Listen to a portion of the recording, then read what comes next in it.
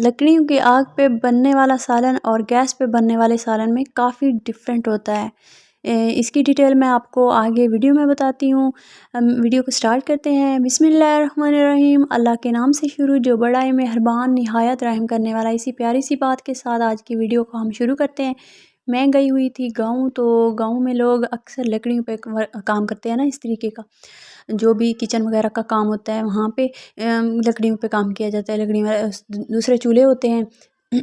तो फिर मुझे कहा गया कि सालन आप बनाएंगी, आपके हाथ में टेस्ट है। तो फिर मैंने कहा चले मैं बना लेती हूँ। सब लोगों ने एक दूसरे की हेल्प की इस तरीके से चीज़ें वगैरह बनाने में।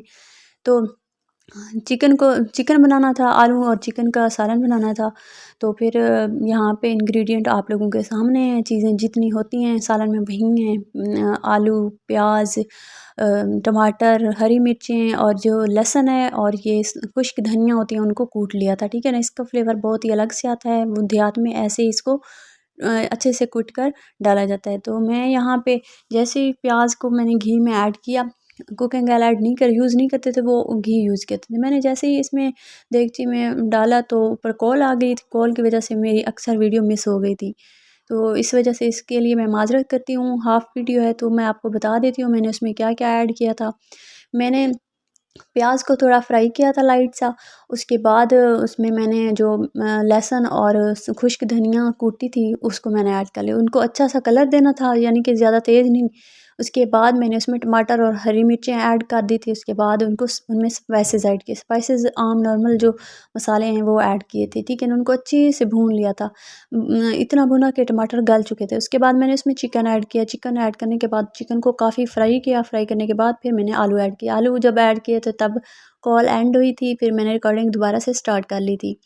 तो बस इतना सा मैंने बनाया और इतना लग रहा था जैसे इतनी खुशबू आ रही थी कि जैसे देग का सालन बना हुआ ना।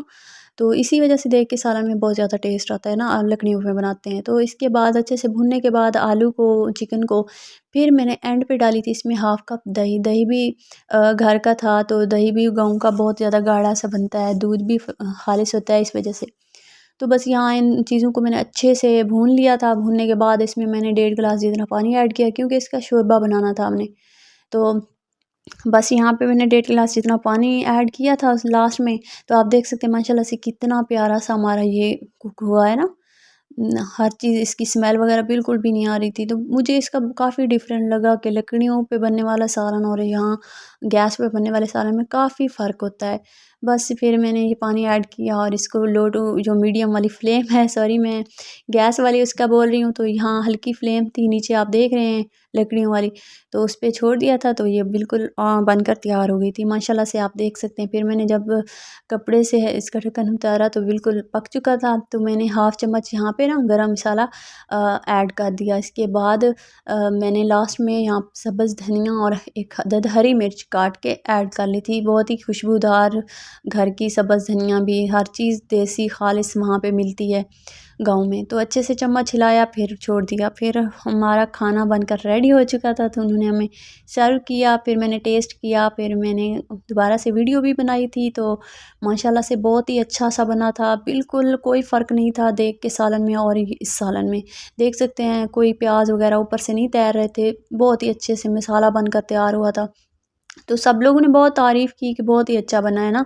तो बस मुझे यही लगा कि लकड़ियों और आग पे बनने वाले सालन में काफ़ी डिफ़रेंस होता है। तो यहाँ तक अगर आपको वीडियो अच्छी लगे तो लाइक ज़रूर कीजिएगा, चैनल को हो सके तो सब्सक्राइब ज़रूर कीजिएगा। काफ़ी मेहनत से बनाई जाती है वीडियो, तो आप लोगों के सपोर्ट की काफ़ी ज़रूरत पड़ती है।